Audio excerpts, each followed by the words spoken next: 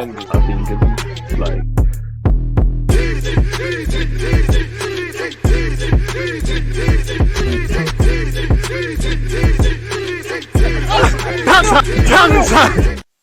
Arsenal have open talks with Chelsea over a 60 million swoop for Kai Havertz, but Todd Burhey is holding out for 70 million, and the Gunners are focusing on sealing Declan Rice deal first. People deluded, I'm back again as usual. Good morning, good afternoon, good evening, and of course, good night. I'm pretty sure anybody with social media, anyone who browses the internet, again, with it being transfer season and every club and every fan having transfer fever, you're keeping one eye on what your club or other clubs or just the world of football is doing. Now, over the last few hours, I'm pretty sure you'd have seen several videos from myself and others in relation to Kai Havertz to Arsenal. Some details are emerging, or better yet, there are some other bits of information filtering through people, especially via Sammy Mokbel of the Daily Mail. Now, granted, I hope we sign Declan Rice. I would more want Caicedo. I'm not necessarily against Kai Havertz, and I've spoken about it at length. I'd implore you to check out the rest of my other videos because I'll just be repeating the same thing. A point that's got me by surprise, and I don't want to get hung up on this. I could be wrong.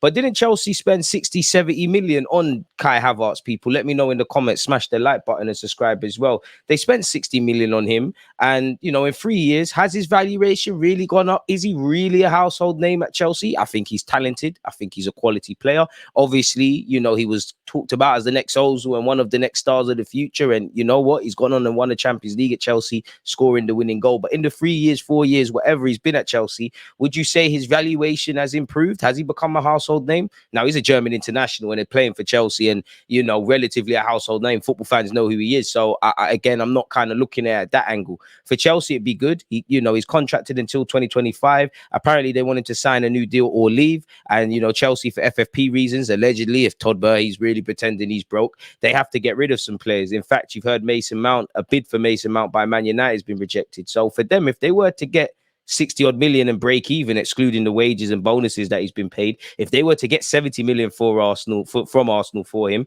quite good business for them to reinvest, really and truly. For Arsenal, by all means, bring in Kai Havertz, but I do need to see a number 8, a number 6, a right-sided centre-back, a right-back in, a left-back if Tierney's gone, and if we could, a winger or a striker. Now, as you know, Havertz can play all across the front four, the 10, the left, the right, and plays a false 9 as well, people. But is he a jack of all trades, master of none? I'm prepared to give a man a chance if he signs for Arsenal. I don't think he's a bad player.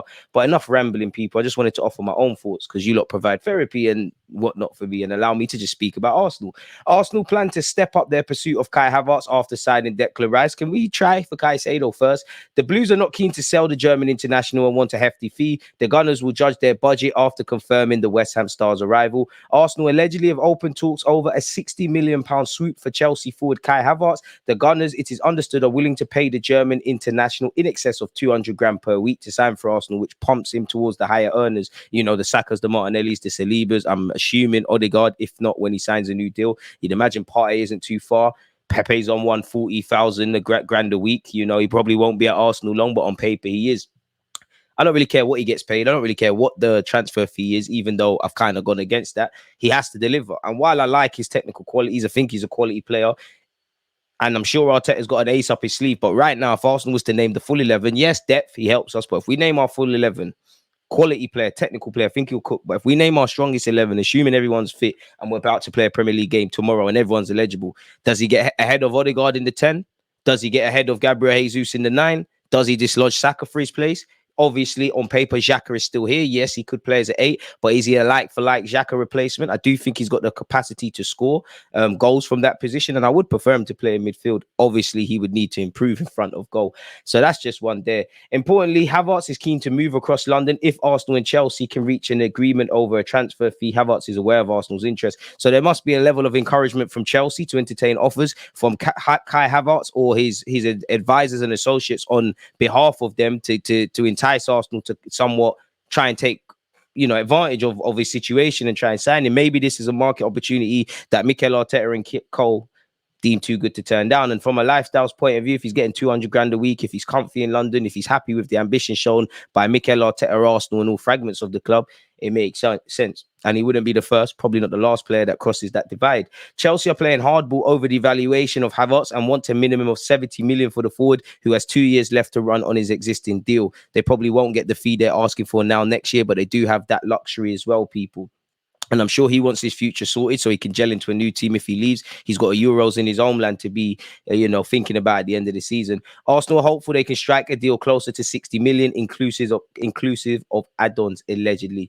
The Gunners are focusing on completing their move for West Ham skipper Declan Rice, which could cost in excess of 100 million before trying to close a deal for Havertz. The North London club want to establish how much money they will be required to pay up front for Rice this summer.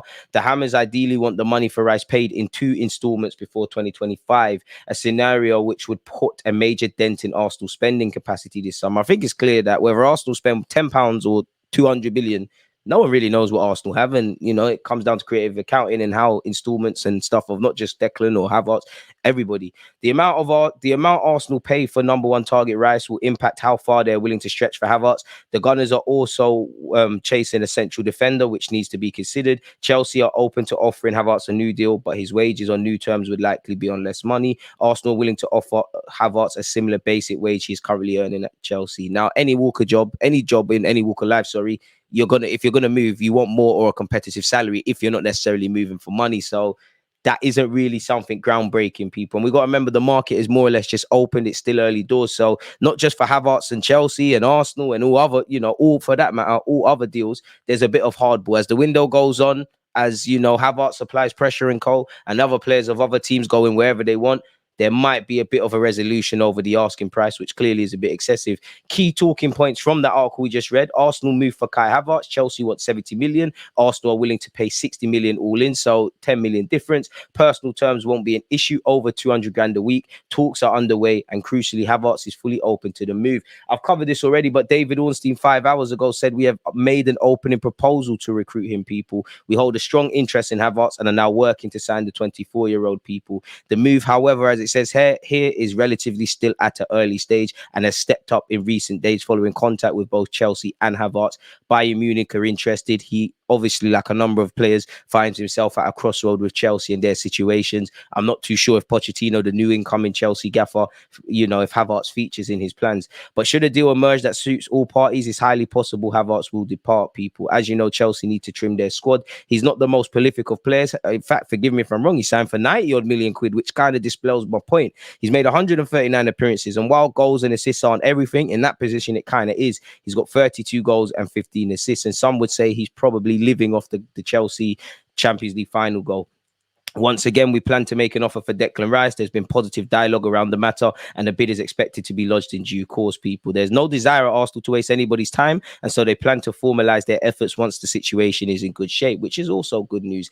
Fabrizio Romano has been speaking about Havertz. He said more on Kai Havertz. Sources feel that Chelsea could be flexible about the price tag after the initial 75 million request considered too high by Arsenal. So I don't know if he meant the euro sign or the pound sign, but that's bumped it up 5 million. Allegedly, the player's keen on the move, which could obviously help Arsenal in negotiations. Real Madrid won't even pay 50 million for Havertz as of now, people. Apparently, he's previously spoken about what his best position is, people. And just by doing research on the situation, this happened to come up. He said, everyone asks this question, and after 3 years, everyone should know by now that about what I can do, that I'm flexible up front and can play a lot of different positions, which is needed in the modern game. Of course, sometimes it's good to play in different positions and sometimes it's bad, but in general, I'm an offensive player. I like to be in the box. I like to score goals. I like to arrive in the box often, and I don't care if I'm there as a number 9 or a 10. If I'm in the box, I'm there to score goals. That's it. So hopefully Mikel Arteta can improve your finishing, which he's shown with the Odegaards, the Sakas, the Martinellis, even Granit Xhaka, really and truly. I do think he'd be a decent signing, but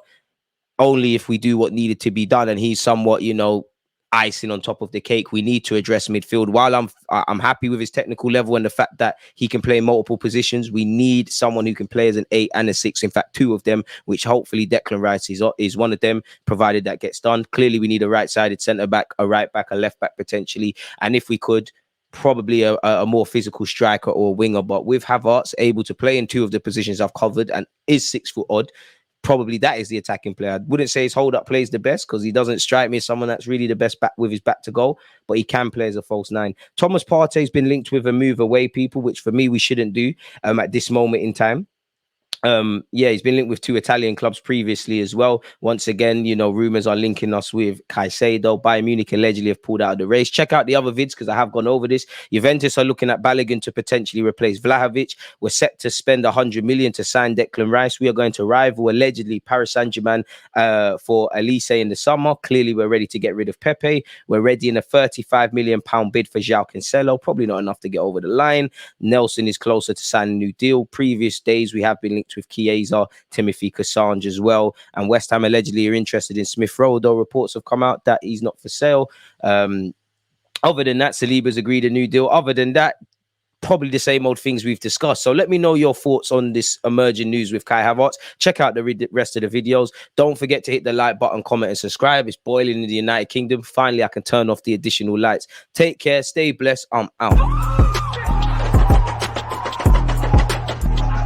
There's always just that active and defending. I think it's like